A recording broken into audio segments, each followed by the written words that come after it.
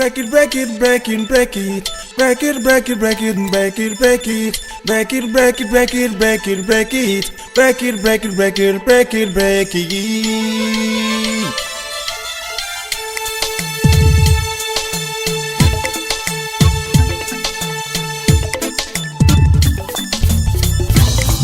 L'émission Destination Gabon vient de poser ses caméras au rond-point de la Cité de la Démocratie. Un lieu qui n'est plus à présenter. Il est tellement mythique, rempli de symboles, que cet après-midi, un dimanche 21 juin 2026, journée assez exceptionnelle pour les pères. J'allais dire les vrais pères. Pour ce faire, nous avons un père qui a bien voulu partager avec nous ce jour, tout en nous accordant une interview exclusive. Avec le président de l'association J'aime Mouila, nous allons faire le tour du propriétaire. Merci de regarder l'émission Destination au Gabon. Monsieur, quel est le sentiment qui vous anime en cette journée consacrée au père que nous sommes et que vous êtes? Merci, Grand Barnès. Et je suis toujours heureux d'être en face de toi, c'est toujours un plaisir. Mais, malheureusement, pour moi, cette journée, je ne l'ai pas trop ressenti parce que j'ai beaucoup pensé à mon défunt père. Donc, c'est un sentiment de tristesse. J'aurais aimé qu'il soit là, de voir mon évolution, de voir comment je me bats au quotidien. C'est vrai, j'ai reçu des vœux de la part de mes enfants, mes neveux et tout sera. Mais j'ai beaucoup pensé à mon papa. Donc c'était plus un sentiment mitigé de joie, de bonheur et un peu de tristesse. Le rond-point de la Cité de la Démocratie, un endroit assez mythique. Il y a quelques jours, notre cher aîné, Monsieur le Président de la République, notre grand frère, redonnait une autre peau, on va le dire, le palais des congrès baptisé Omar Bongo Ondimba. Vous, en tant que conservateur, fils de ce pays, qu'est-ce que ça vous fait de savoir que ce palais, malheureusement hier, aujourd'hui on peut en rire parce que c'est devenu autre chose que ce qu'on avait il y a quelques années. Merci. Déjà du fait que je suis en face de l'entrée, je pense que tu as pu remarquer que j'ai porté mes verres parce qu'il fallait que je lise en grand cette cité de la démocratie que nous avons tant rêvé, qui est symbole de la démocratie chez nous. C'est un sentiment de fierté, vraiment de fierté parce que depuis plusieurs années maintenant, le Gabon n'avait plus cette chance d'avoir une vraie salle de débat, une vraie salle de concertation, une vraie salle où les invités pouvaient se réunir, où le président pouvait présenter aux yeux du monde la fierté du Gabon, la fierté de notre démocratie à travers ce palais de congrès. Donc franchement, c'est un sentiment de satisfaction immense et de fierté. J'ai eu la grâce d'être invité il y a quelques semaines par l'Union africaine. Alors là, je ne pouvais pas imaginer que le Gabon pouvait sortir un bijou comme la cité de la démocratie. Franchement, c'était un sentiment de fierté. Aujourd'hui, certaines personnes peut-être ne vous connaissent pas exactement. Et si on abordait un tout petit peu vos origines? Parce que nombreux vous appellent, vous-même vous attribuent être le fils de toutes les mamans. C'est vrai. Et nous, chez nous, dans le Sud, on a coutume de dire chaque problème a d'abord un propriétaire. Quelle est la province qui est propriétaire de M. Bouvouni? Belle question, mon grand frère Barnès. Je vais enlever mes lunettes parce que là, on parle de chez moi. Il faut le dire clairement. Monsieur Gilda Charmant Bouvouni, que je suis fils de Langounier, originaire de deux belles villes de la province de Langounier. Je suis Vungu de père dans le village Ilendo et je suis Pounou de mère du village Moutassou. J'ai eu la grâce d'être né dans une famille qui, depuis la base, nous a cultivé le respect de l'autre, mais sinon de s'approprier ce que nous recevons des aînés. C'est pourquoi, depuis ma naissance, je me suis permis de construire mon personnage avec ce que nous présentaient nos parents. Donc l'héritage que m'a laissé mon père, mais surtout l'éducation que m'a transmis mon père et ma mère. C'est à partir de là que je me suis construit. Et chemin faisant, avec l'éducation de ma mère, elle m'a appris que lorsque l'enfant est né et lorsque il a la possibilité de marcher et de rendre service au voisinage, il n'appartient plus à une seule famille. Et chemin faisant, ayant cette belle éducation du partage et du service, je me suis approprié l'envie de toujours être disponible au service des mamans. C'est pourquoi l'appellation « Je suis le fils de toutes les mamans ». Quelle est votre identité à l'état civil? Je suis monsieur Bivouli Gildas Charmant. La priorité des parents, c'est de voir sa fille qui, de son fils, parvenir demain et d'être quelqu'un d'assez respectable pour la société. Et là, vous commencez votre première aventure sur le plan scolaire. Comment ça a commencé? Dans quelle école? Merci. Là, on va ressasser le passé. Oui, ça fait du bien. Ça fait du bien. Franchement, ça fait du bien. Il faut dire que mon papa a été un agent de la SEG. Je suis né en 1988 à Mouila, lorsque ma mère allait passer les vacances auprès de sa famille. Et ensuite, elle a rejoint son mari du côté de Port-Gentil. Donc, j'ai commencé mon cursus scolaire à l'école primaire Saint-André de Port-Gentil, où j'ai obtenu mon CEP. Et juste après, mon papa est allé en retraite. Donc, il a demandé à toute la famille de pouvoir basculer du côté de Mouila. Et arrivé à Mouila, j'ai été transféré au lycée Jean-Jacques Boucavel, où j'ai fait de la 6e en 3e. Après l'obtention de mon BEPC, j'ai été transféré du côté du collège et lycée Val-Marie, où j'ai fait de la seconde en terminale. Malheureusement, pour la première année, j'avais échoué au baccalauréat. Ensuite, ne me sentant plus à l'aise, vu que la majorité de mes condisciples avaient eu le bac, j'avais demandé de basculer du côté de Saint-Gabriel. Donc, je suis allé faire la deuxième année de terminale du côté de Saint-Gabriel, où j'ai obtenu mon bac. Ensuite, j'ai rejoint ma grande sœur en France, où j'ai obtenu ma licence du côté de Paris, à Saint-Genève-de-Groix. Ensuite, je suis rentré au pays. En rentrant au pays, j'ai eu la grâce de tomber sur un concours. Voilà. J'ai travaillé très jeune, il faut l'avouer. À 23 ans, j'étais déjà manager. Ça veut dire que Gildas Bivouli était un produit de l'éducation de base partant essentiellement de Mouila. Bien sûr, de la 6e en terminale. Je suis allé et quand je suis rentré, j'ai eu ma licence. Et quand je suis rentré, j'ai eu la chance de postuler pour un concours qu'organisait Sobraga. Oui. J'étais postulant et j'avais obtenu le poste. Ensuite, j'ai fait 1 an de management. Les choses ne se sont pas passées comme on a voulu, donc mon contrat n'a pas été renouvelé. Je suis reparti sur Mouila, où j'ai lancé ma première entreprise dans le bâtiment. Ensuite, je me suis dit, il ne fallait pas que je baisse les bras. J'ai continué à postuler. Il y a la microfinance, si je peux citer le nom, Finam, qui avait lancé un concours de recrutement. J'y avais encore postulé. Gloire à Dieu, j'avais obtenu le poste de gestionnaire et j'ai continué. Après, sachant que la licence pour moi ne suffisait pas, je suis allé m'inscrire dans l'université d'un de mes aînés, monsieur Murphin Kassa, Submanagement, où j'ai fait 3 ans et j'ai obtenu mon master en management d'entreprise et marketing digital. Ensuite, j'ai continué mon parcours, j'ai fait 9 ans en tant que gestionnaire du côté de Finam Mouila. Et tout ça toujours dans la ville de Mouila? Toujours. J'ai tellement œuvré dans la ville de Mouila, c'était pour moi comme une mission.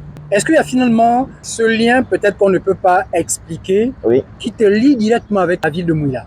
Moi également, je ne pourrais pas l'expliquer. Il ne faut pas mentir parce que j'ai pour tendance de rigoler à la blague de notre aîné des Funzu, qui dit souvent que nous les Gabonais, même si nous sommes à l'étranger, on nous a mis dans la bouteille. Et oui, c'est vrai. Lorsque je suis ailleurs, j'ai cette envie. J'ai envie de rendre à Mouila ce que Mouila m'a donné. C'est comme, si vous me permettez d'utiliser ce jargon-là, c'est comme un pacte. Je me sens redevable à Mouila. Je me dis, c'est pas nos frères qui viennent d'ailleurs qui vont construire chez nous. C'est nous-mêmes, fils de Mouila. C'est à nous de profiter de l'héritage que nous ont laissé nos anciens, que nous ont laissé nos grands. C'est à nous de continuer à œuvrer pour le bien de Mouila. Hier, le jeune Gildas, et avec un peu plus d'expérience rapprochée, le jeune Bivouli de dire, désormais, je vais être leader. Ouais. Avant justement qu'on ne parle de politique, qu'est-ce qui t'a motivé quand on sait que pendant ces périodes de découverte, étant jeune, on se lance comme monsieur tout le monde dans d'autres activités. Tout à fait. Mais le jeune Bivouli à l'époque dit, moi je préfère être leader. Quelle est cette mouche particulière qui t'a piqué pour devenir leader? Bon, il faut avouer que j'avais jamais pensé être leader. C'est venu progressivement. Je m'étais rendu compte que de là où j'étais, il ne suffisait pas que de parler. Il fallait organiser, il fallait conseiller, il fallait orienter. Et chemin faisant, je me suis rendu compte que mes conseils servaient. Ma stratégie permettait aux gens de s'améliorer. Et chemin faisant, les gens m'ont accordé leur confiance. Les gens venaient beaucoup me consulter. Et c'est à partir de là que j'ai commencé tout doucement à me lancer sur plusieurs activités associatives, dont j'ai occupé plusieurs fois le poste de secrétaire général des coopératives du lycée Jean-Jacques Boucavel au collège Val-Marie en passant par Saint-Gabriel. Et je me suis rendu compte que j'étais important pour les autres. Et c'est parti comme ça. Alors finalement, même sur le plan sportif, on a toujours un sportif, prenons le cas du football, Oui. Lorsqu'on va devenir footballeur, il y a toujours un joueur international qui nous marque. Nous allons rentrer de plein pied dans le domaine de la politique, parce que là vous êtes déjà leader, et quand on est leader, on ratisse large. Oui. Quelle est la femme ou la personne politique, ou même leader d'opinion dans ce monde, qui a influencé à l'époque le jeune Gildas Pivot? Bon, il faut dire qu'ils sont deux pour moi. J'ai beaucoup été influencé par le Sud-Africain, le feu président Nelson Mandela. Je me tiens ici, devant vous, non pas comme un prophète, mais comme votre humble serviteur. Que Dieu son nom. Et Barack Obama.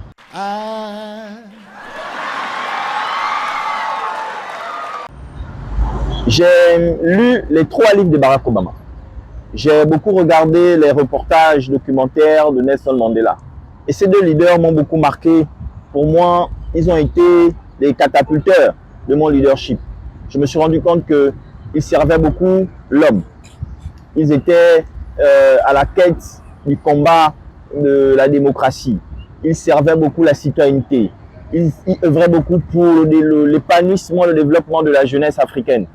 Franchement, pour moi, c'est à partir de là que je me suis dit, si eux, ils ont réussi ce challenge-là, pourquoi pas un petit Gabonais, un petit Bapounou, Vungu de Mouila? Et c'est parti comme ça. Il faut quand même souligner que là, nous sommes dans les années, à cheval entre les années 90 et Oui. les années 2000. Oui. Et en ce moment-là, il y avait le parti de masse qui influençait, qui attirait tous les jeunes. Or là, Gildas Pivot dit, moi je fais un chemin contraire. Ouais. Contrairement à ce que monsieur tout le monde fait, qui n'est pas forcément vrai, moi je prends un autre chemin. Alors, sur le plan idéologique, là on est quand même jeune, Gildas. Ouais. Comment un jeune de ton âge à cette époque dit, bah, écoutez, moi j'ai des convictions à respecter, je prends ma route. Explique-nous comment ça se passe. Au lieu de rentrer, on va citer par exemple le PDG à l'époque. Oui. J'ai eu la chance là de grandir dans une famille, on va dire, démocratique. Parce que ma mère et mon père n'étaient pas du même bord politique. Ils s'entendaient super bien. Lorsqu'il y avait un événement politique de part et d'autre, chacun allait dans son événement politique. Et lorsqu'ils revenaient à la maison, il y avait ce débat-là et que chaque parent voulait attirer un enfant de son côté. Aimant mes parents au même niveau, il ne fallait pas pour moi faire un choix. Fallait être à cheval. Je me suis dit, ah non, je peux pas faire un choix. Ah non, là, c'est Si je choisis papa, maman verra ça du mauvais pied. Si je choisis maman, ça va être pareil pour papa. Alors là, je me suis dit, je vais être un leader. Je vais me distinguer de mes autres frères et sœurs. Au lieu de pouvoir suivre mon père ou ma mère, je vais moi-même me créer mon identité, créer mon chemin. Et c'est à partir de là qu'est née cette envie de pouvoir me démarquer des autres. Et justement, cette façon de se démarquer, elle se fait de façon lente, Ouais. progressive ou brutale. Parce que là aussi, c'est important de souligner. Je vais dire progressif, petit à petit. C'est petit à petit parce que je côtoie beaucoup les hommes politiques.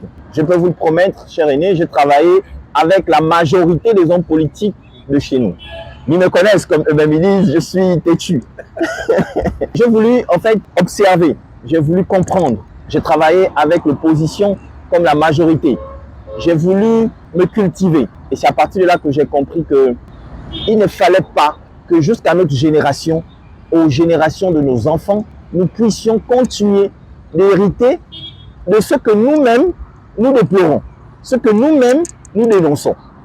Il était judicieux pour moi de pouvoir m'enquérir des manquements, de ce qui est bien, ce qui est mauvais, et de voir comment concevoir un projet qui peut-être ne sera pas parfait, oui, mais qui n'aura pas, en réalité, tout ce que nous déplorons au quotidien de ces grands partis politiques. Et là, justement, paf, le jeune Bivouli décide de se porter à l'une des candidatures. Tout novice, le jeune dit désormais, je serai le porte-flambeau, le porte-voix de tous les jeunes. Ouais. Première élection, on se lance dans le bain. 2018. C'était quand même extraordinaire. En fait, l'élection 2018, en réalité, j'ai pas envie d'être candidat. J'ai pas envie d'être. Je vous raconte l'anecdote.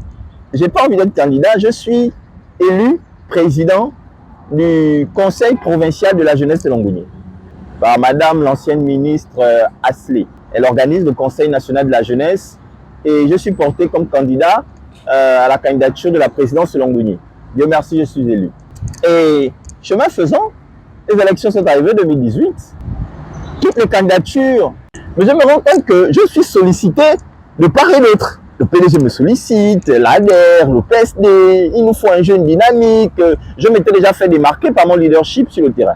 Alors là, je me suis dit non. Si les jeunes doivent se démarquer, si les jeunes doivent marquer d'une pierre leur présence, nous devons porter ce flambeau-là et nous devons prendre le risque. Le tout pour nous n'était pas de gagner cette élection.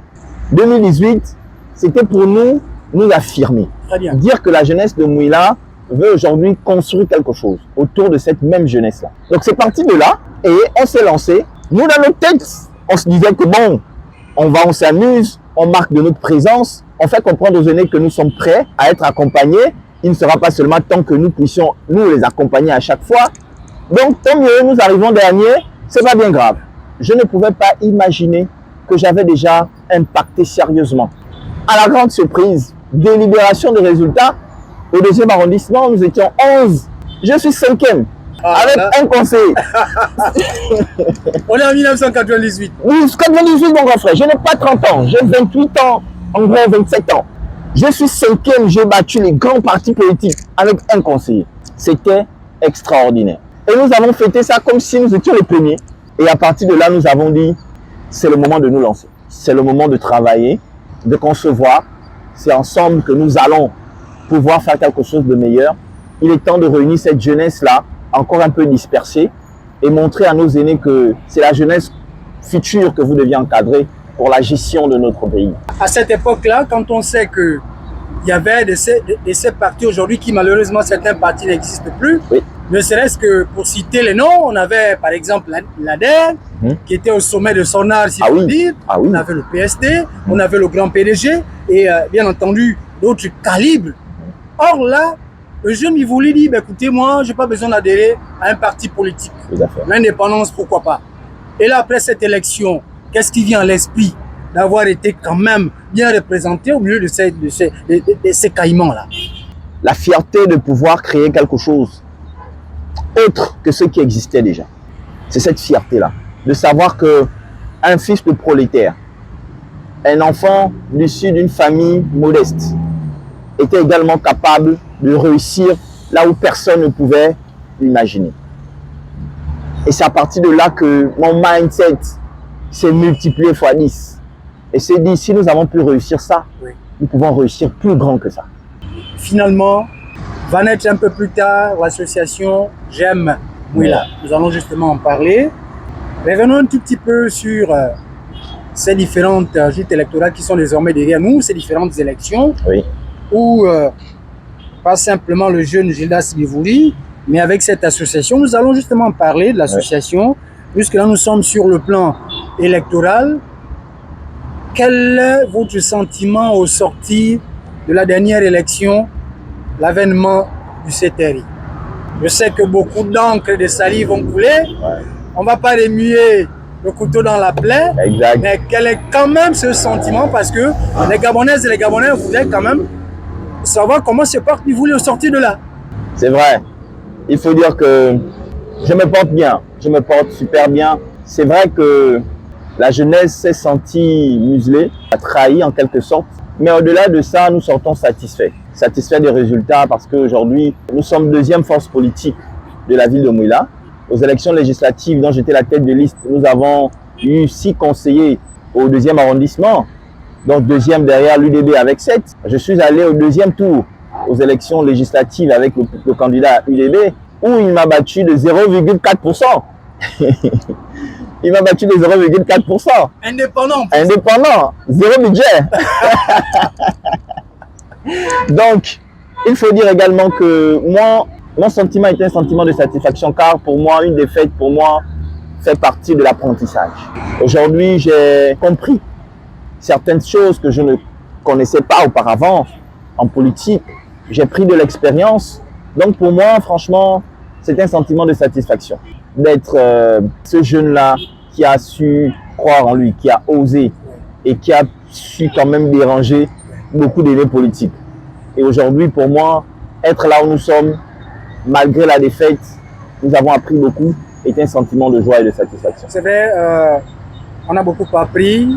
Ce passage-là pouvait être nécessaire aujourd'hui, Oui. Sur le plan psychologique. Tout à fait. On espère que ça va augmenter le mercure sur le plan du courage. Beaucoup.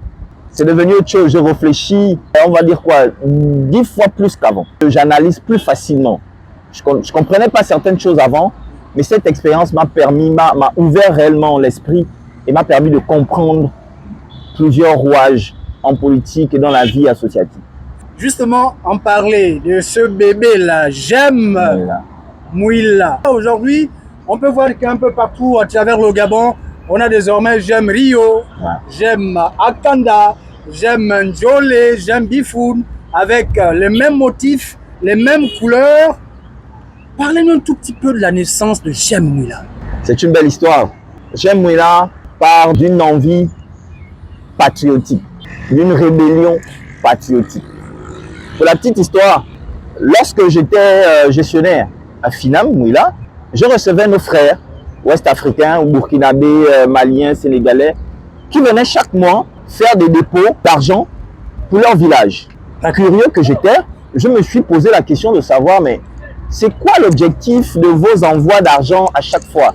Et là, ils me disent qu'ils construisent leur village, que les autochtones originaires de chaque village dans leur localité, partout dans le monde, voilà, construisent leur village. Et par rapport à ça, ça m'a quand même fait réfléchir. Chaque 6 mois, ils venaient me présenter les résultats de l'argent qu'ils envoyaient chez eux.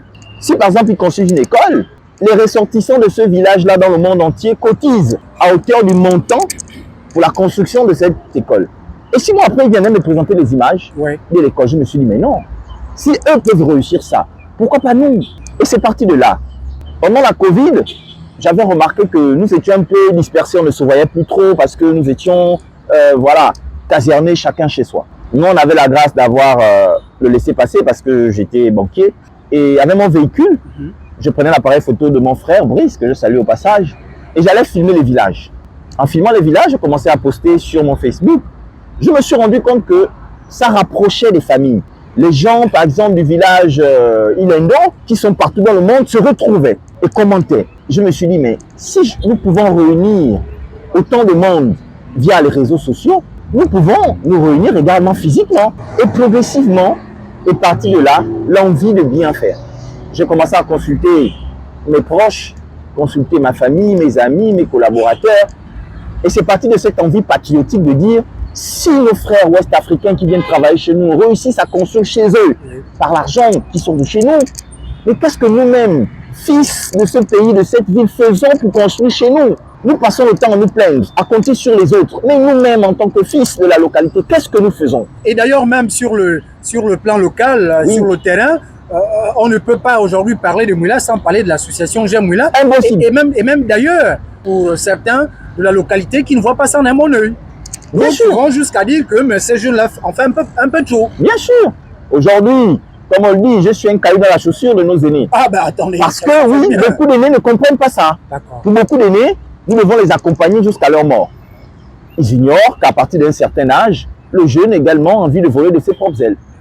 Les jeunes ont envie de se retrouver dans un cadre qui leur appartient à eux, où ils peuvent discuter entre eux, où ils n'ont pas besoin d'être marginalisés, où ils n'ont pas besoin d'avoir des regards où nous devons forcément nous dicter ce que nous devons faire. Non. Monsieur Charmant, il y a quand même une décision forte de sens que vous aviez prise. Oui. Parce que là, ce n'est plus un état d'esprit. Là, c'est un amour que tu as proclamé à la vie de Mouila, démissionner de ton lieu de travail. Ouais.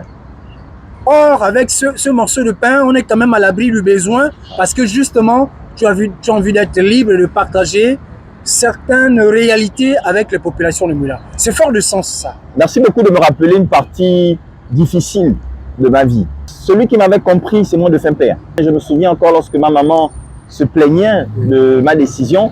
Mon père avait fait asseoir la famille, avait dit « Regardez ce qu'il réalise depuis son jeune âge ». Donc, je pense que si l'enfant a pris cette décision, il en sait pourquoi. C'était difficile, cher aîné.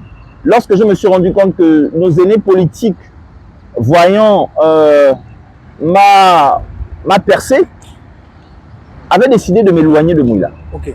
Ils m'ont affecté loin de Mouila. Une affectation qui n'était pas préparée du tout. C'est à partir de là que je me suis rendu compte, avec tout ce que j'avais comme information, que c'était un coup pour m'éloigner de Mouila. Super chéri. Oui. Mais si nous-mêmes, fils de Mouila, nous ne prenons pas soin de notre Mouila, qui viendra prendre soin de notre Mouila? Alors le choix s'imposait. Et justement, en matière de réflexion, le président de l'association J'aime Mouila décide que désormais il faut élargir ces différentes tentacules. Pourquoi pas rassembler toute la jeunesse gabonaise, quand on sait que chez nous au Gabon, c'est quand même plus de 35%, le mercure est très élevé. D'où la création de ce premier forum. Ouais. Naturellement, le 30 du côté de Mouila. Et pour le cas de Choisy, le lac bleu de Mouila. Oui. Parlez-nous un tout petit peu de cette idée, avant même que de parler du thème, parce que le thème aussi est fort dans ce forum. L'unification de la jeunesse, simplement. Vous savez, cher aîné, le Gabon, c'est notre pays. Tous nos aînés aujourd'hui en fonction ne seront pas là éternellement. Ils ont été jeunes, ils ont eu nos âges. Donc si aujourd'hui nous ne préparons pas cette jeunesse à gérer ce pays, mais malheureusement, nous ne ferons pas mieux que nos aînés. Et comme dit le slogan du lycée d'État de Port-Gentil, honte à celui qui ne fera pas mieux que son père, mais honte à nous. Mais pour que nous ayons déjà des étoffes, le courage, la stratégie de réussir où nos aînés auront réussi, sinon faire mieux, c'est de se mettre ensemble. C'est d'appeler les aînés pour nous expliquer certaines choses. C'est d'appeler les aînés pour nous encadrer. D'où la création de ce forum. Beaucoup de personnes se posent la question, je vais leur donner la réponse maintenant aujourd'hui, où J'aime Mouila gagne son argent pour organiser tout ce qu'ils organisent. Parce que beaucoup n'arrivent pas à nous cerner. Mais je peux vous rassurer que les finances de J'aime Mouila, sinon le soutien de J'aime Mouila, est à 92% de l'extérieur de Mouila. Donc ça peut venir de l'OIM, de Libreville, de Franceville, de Lambaréné, de Port-Gentil. On est plus regardant. Oui. La cause commune, les aides viennent de l'extérieur. De l'extérieur, et même du Gabon. Et même du Gabon. Et je me suis dit, mais si ce côté patriote peut animer aussi toutes ces personnes, pas forcément issues de notre province, de notre ville, mais nous pouvons communiquer cet esprit-là et cette envie de bien faire aux autres. Nous, l'élargissement du projet J'aime, qui aujourd'hui touche déjà 5 villes du Gabon. Et laissez-moi vous rassurer, nous allons envahir tout le pays pour après créer ensemble le projet J'aime le Gabon par une assemblée générale qui sera bien évidemment sous le parrainage. Et là, nous lançons déjà un appel au chef de l'État, président de la République, parce que c'est une fierté pour nous de l'avoir comme chef de l'État. En moins de 3 ans, vous voyez tout ce qu'il a déjà réalisé. Vous voyez comment il se bat pour développer le pays. Mais c'est ce côté patriote que nous recherchons. Et c'est cette envie que je communique à tous ceux qui gravitent autour de moi. Pour y revenir, le 30 mai 2026, au lac bleu de Mouila, oui. L'association J'aime Mouila a organisé la première édition du forum des associations J'aime. Tout à fait. Sous le thème Coopération inter-association. Bâtir le Gabon de demain à plusieurs. Le thème a fort de sens. Nous sommes un grand pays avec un petit peuple. Nous ne sommes pas nombreux. Et nous pensons que nous pouvons tous bénéficier des bienfaits de ce pays et nous pouvons tous ensemble construire ce pays. Nous n'avons pas besoin de pouvoir empiéter l'espace de l'autre pour réussir à construire. C'est faux. Chacun dans sa localité, chacun avec son savoir-faire. J'ai toujours dit à mes équipes que pour moi, personne n'est au-dessus des autres. Nous sommes tous complémentaires. à plusieurs que nous sommes là, nous aurons des ingénieurs, nous aurons des agriculteurs, nous aurons des boulangers, nous aurons des chauffeurs, nous aurons tout le monde. Oui, parce que nous avons besoin de tout le monde. Le médecin qui doit opérer un patient, s'il n'a pas bien mangé le matin, si le boulanger n'a pas fait du pain, il n'aura pas assez de force pour aller opérer le patient. Si pendant qu'il prend sa voiture, son pneu est crevé et que le vulgarisateur n'a pas travaillé et qu'il ne peut pas se déplacer, il ne pourra pas arriver à l'heure pour opérer son patient. Aujourd'hui, si le monde m'écoute, c'est grâce à toi. Ce pays, si nous ne sommes pas unis, nous allons avoir des guerres éternellement. Je suis fier de ce qu'a construit le président Paul Kagame. Et c'est ce modèle-là que je suis en train de voir, sinon meilleur, que met en place le chef de l'État. Unir tous les fils du Gabon. Et même en matière d'unification, dans sa ligne éditoriale, le président de la République, chef d'État, chef du gouvernement, en matière des associations, il a grandement ouvert les portes. Et oui, à toutes. Il a donné une place de choix aux associations. Aujourd'hui, les associations comptent. La société civile aujourd'hui est prise en compte. C'est une très bonne chose. Lors du dernier référendum, le président a donné une place de choix aux associations. Et pour nous, ce n'est que comment, avec tout ce que nous avons déjà comme avantage, pourquoi adhérer encore à un parti politique qui a déjà fait ses preuves depuis des décennies et dont nous avons critiqué les manquements? Pourquoi encore aller embourber alors que nous pouvons construire quelque chose de nouveau avec cette place de choix que les associations ont aujourd'hui? Ce forum-là a permis à monsieur tout le monde, chacun y va de son analyse, certains de dire, finalement ce forum-là c'est un tout petit peu comme l'autre a dit l'appel de Barcelone, et cette fois-ci c'est l'appel de la jeunesse du côté de Mouila. Est-ce que justement c'est dans cette optique-là que l'association GEM s'inscrit, on va dire accompagner le président de la République dans ses missions? Oui, il fallait que nous nous prononçons ouvertement. Je vais dire, c'est l'appel de la jeunesse du Gabon du côté de Mouila. Parce que oui, la jeunesse du Gabon en miniature s'est retrouvée du côté de Mouila. On avait les leaders de J'aime Oyem, J'aime Lambaréné, J'aime Port-Gentil, J'aime Chibanga, J'aime Makokou, etc. Et nous nous sommes réunis et nous nous sommes dit, il est temps pour nous d'accompagner le chef de l'État. Tout pouvoir vient de Dieu. Si aujourd'hui ce monsieur est là, c'est Dieu qui a permis qu'il soit là. Nous, en qualité de jeunes, futurs leaders de ce pays, futurs responsables de ce pays, il est temps pour nous d'hériter déjà de ce qui est en train de se faire. Et pour que nous soyons prêts à suivre la continuité de ce qui est en train de se faire, nous ne devons pas être éloignés. Nous ne devons pas critiquer à distance. Nous devons être à côté du chef de l'État, accompagner le chef de l'État.